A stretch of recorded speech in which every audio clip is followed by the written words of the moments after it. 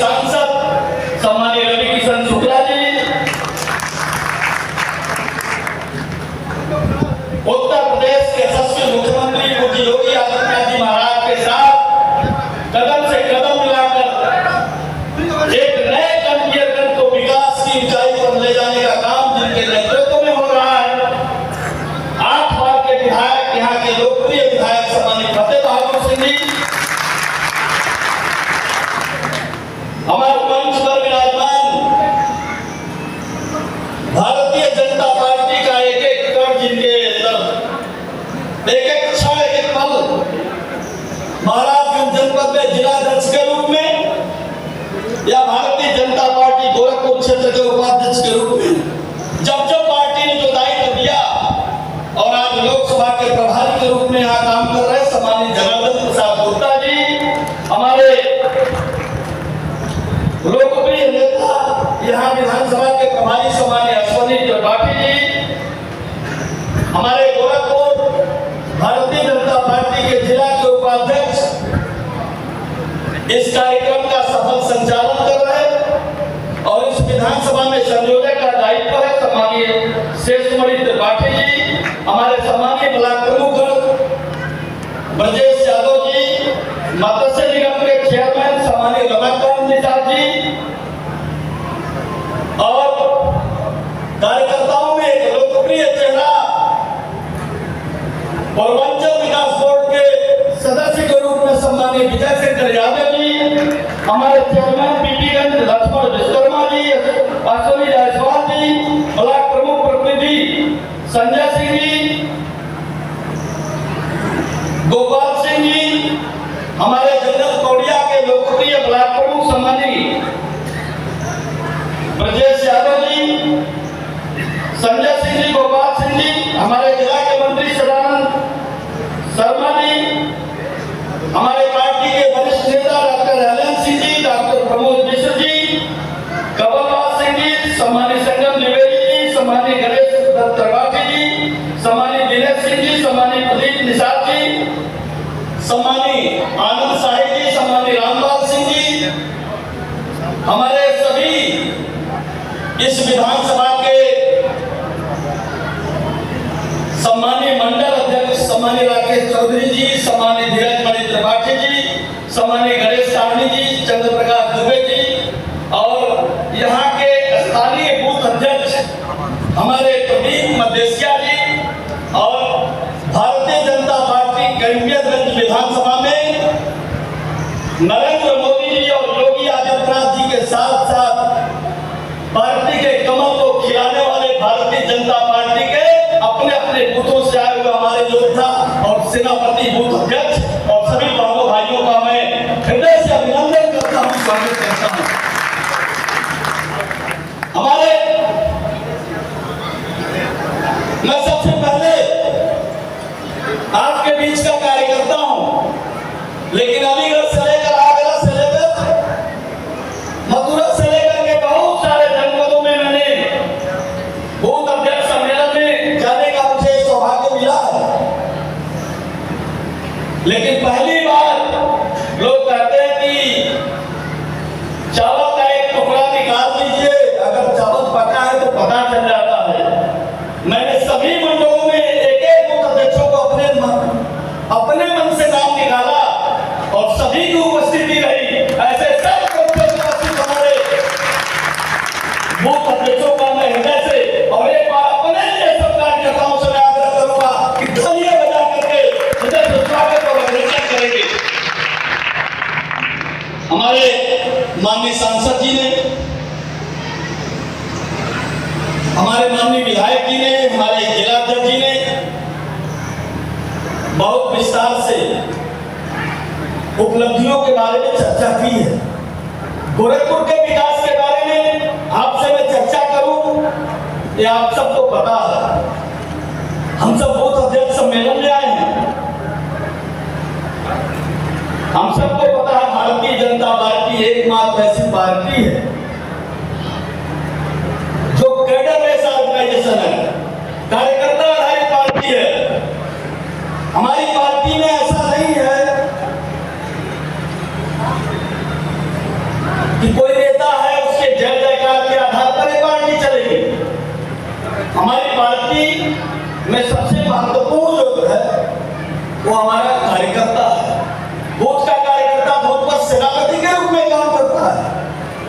इसमें से आए हुए बूथ अध्यक्ष और BLA आए हैं, हर बूथों पर काम करने वाले हमारे प्रभावी कार्यकर्ता हैं। मैं उत्तर प्रदेश के अंदर बहुत सारे जनपदों में मुझे जाने का अवसर मिलता है और मैं कह सकता हूं, जब ग्राउंड लेवल पर जाता हूं, मंडल में जाता हूं, शक्ति केंद्र पर जाता हूं, बूथ पर जाता हूं,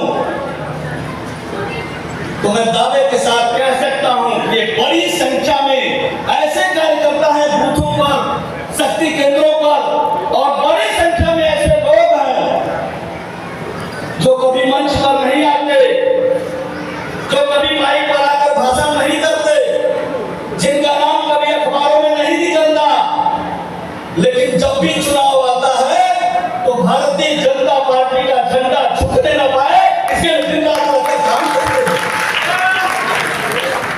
भारतीय जनता पार्टी ऐसे तपस्वी कार्यकर्ताओं के आधार पर, आप बताइए, मोदी जी के नेतृत्व में एक शानदार सरकार चल रही है, योगी जी के नेतृत्व में एक शानदार उत्तर प्रदेश के अंदर सरकार चल रही है, लेकिन हम केरल के अंदर, तमिलनाडु के अंदर क्यों नहीं जीत पाते? क्योंकि हर बूथ पर काम करने वाले आप जैसे तपस्वी कार्यकर्ताओं का कैडर वहां नहीं है। हवा बहुत अच्छी है, माहौल बहुत अच्छा है, गाड़ी के टायर में हवा अपने आप चली जाएगी क्या? हवा डालना पड़ेगा, और इसलिए हवा बहुत अच्छी है, वातावरण बहुत अच्छा है, लेकिन ईवीएम के अंदर वोट लेके पड़ जाए, इसके लिए हमारे बूथ के सब योद्धा काम करते हैं, और ये पूरा का पूरा श्रेय अगर कोई जाता है तो हमारे बूथ के कार्यकर्ताओं को जाता है, आपको जाता है। और इसलिए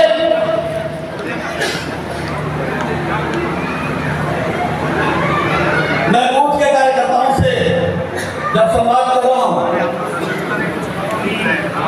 हम सबने अपने अपने बूथों पर, आप लोगों के बूथ पर 11 की समिति होगी, कोई एक बूथ अध्यक्ष, मंच पर थोड़ी बात नहीं करेंगे तो अच्छा लगेगा, कोई एक बूथ अध्यक्ष खड़ा होकर बता सकता है। हमारे चारों मंडल अध्यक्ष मंच पर हैं, प्रमोद यादव जी बहुत ध्यान से देख रहे हैं, कोई 2-4 बूथ अध्यक्ष बताए कि मेरे घर पर मेरे मंडल अध्यक्ष चाय पीने आए थे। कोई बूथ अध्यक्ष खड़ा होकर बताए कौन से मंडल अध्यक्ष आए थे, कौन से मंडल अध्यक्ष आए थे, कौन से मंडल अध्यक्ष आपके घर पर चाय पीने गए? धीरज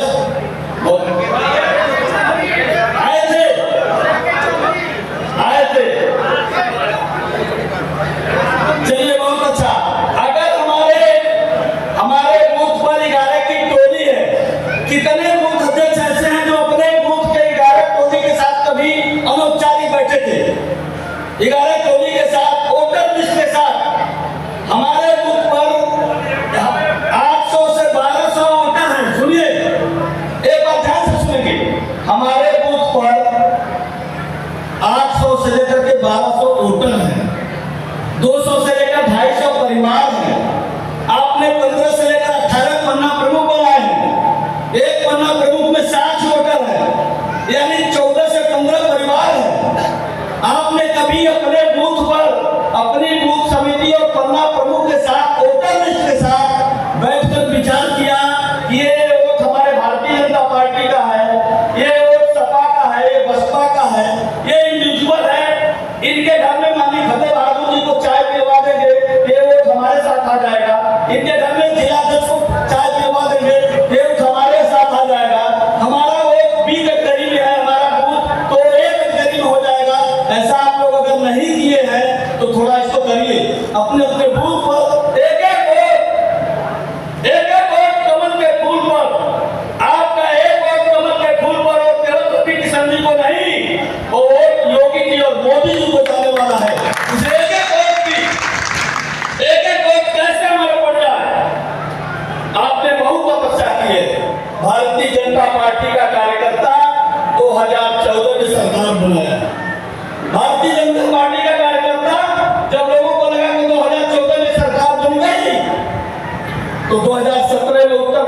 चुनाव आ गया और आप सब कार्यकर्ताओं ने 325 से मेरे जिताया और एक गोरखपुर का सौभाग्य है कि गोरख से पीठाधीश्वर योगी आदित्यनाथ जी महाराज हमारे मुख्यमंत्री बने। लेकिन एक दिन भारतीय जनता पार्टी के कार्यकर्ता विश्राम नहीं किया। मैं कह सकता हूँ 2017 के बाद 2019 का चुनाव आया है, आपने कमल का फूल खिलाया। 2019 के बाद 2022 का चुनाव आया और उत्तर प्रदेश के इतिहास में 38 वर्ष बाद कोई मुख्यमंत्री अपने 5 वर्ष शासन के बाद रिपीट किया। योगी आदित्यनाथ जी के नेतृत्व में उत्तर प्रदेश में इतिहास। और आज आप फिर से उसी क्रम में कोरोना की वैश्विक महामारी में भी लोग घरों में दुबक गए थे, लेकिन भारतीय जनता पार्टी के कार्यकर्ताओं ने अपनी जान की बाजी लगा करके लोगों की सेवा करने का काम अगर किसी संगठन ने किया तो भारतीय जनता पार्टी के कार्यकर्ताओं ने किया। और इसलिए मैं आपका हृदय से अभिनंदन करता हूँ, स्वागत करता हूँ। मैं आपसे आग्रह करूंगा अपने अपने बूथ पर प्रधानमंत्री मोदी जी का पत्र आया होगा, हमारा संकल्प पत्र आया होगा। हमारे संकल्प पत्र में हमने कहा है, प्रधानमंत्री मोदी जी ने अपने संकल्प पत्र में भारतीय जनता पार्टी ने कहा है कि 70 वर्ष से अधिक आयु के जितने भी लोग हैं सबको हम 5 लाख का आयुष्मान बीमा देने जा रहे हैं। ऐसी बहुत सारी घोषणाएं संकल्प पत्र में है, संकल्प पत्र को लेकर जाएंगे। और हमारे प्रत्याशी रवि किशन शुक्ला जी का हैंडबिल लेकर के हर बूथ पर हर घर में कम से कम 2 बार मिनिमम जरूर जाएंगे। वोटर परिवार पर्ची लेकर जाएंगे, वोटर लिस्ट के साथ परिवार पर्ची और वोटर पर्ची लेकर घर घर जाएंगे। आप लोग संकल्प ले रहे हैं, एक घर में जाएंगे। ये चुनाव भी ये सामान्य चुनाव नहीं है। आपको लग रहा होगा कि कोविशील्ड की कंपनी ने कुछ और कहा, विदेश ने कुछ और कहा। एक विदेशी साजिश चल रही है। एक 1 तारीख के बाद कुछ नहीं होगा।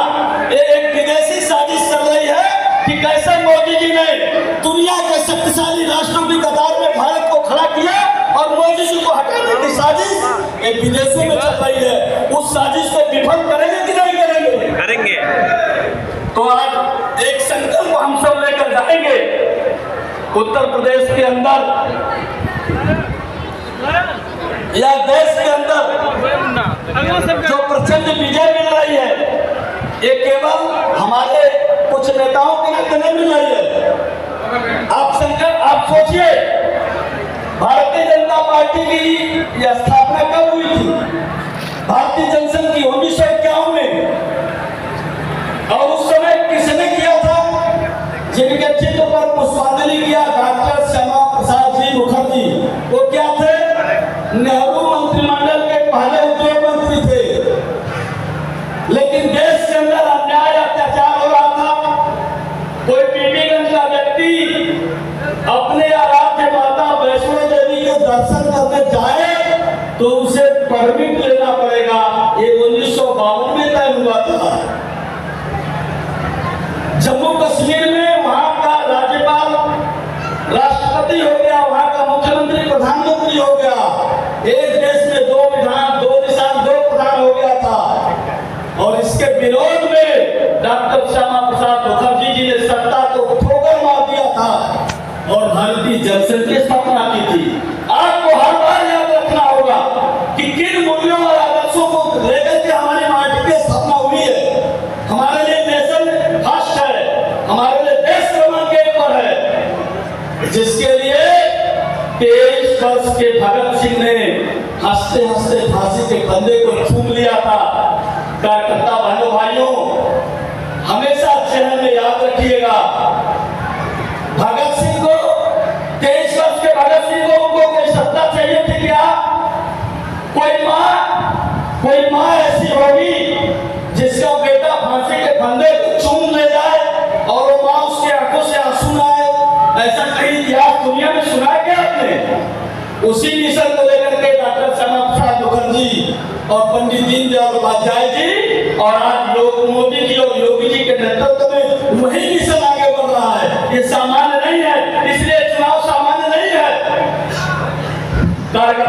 भाइयों बहुत लंबे समय से आप यहाँ बैठे हैं, लेकिन मैं इतना जरूर कहना चाहता हूँ, 23 वर्ष के भगत सिंह को जब फांसी की सजा हुई और फांसी देने वाला समय आया तो जेलर ने पूछा कि अंतिम इच्छा आपकी क्या है?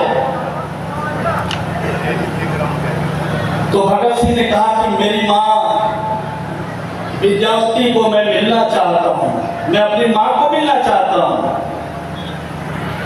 माँ मिलने गई, 15 मिनट का समय था, 15 मिनट माँ मिल रही है। भगत सिंह अपनी माँ का पैर छुए।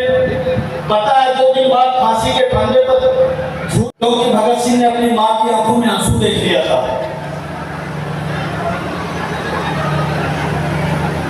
मेरी लाश में तू मत आना, मेरे छोटे भाई कुलवीर को भेज देना।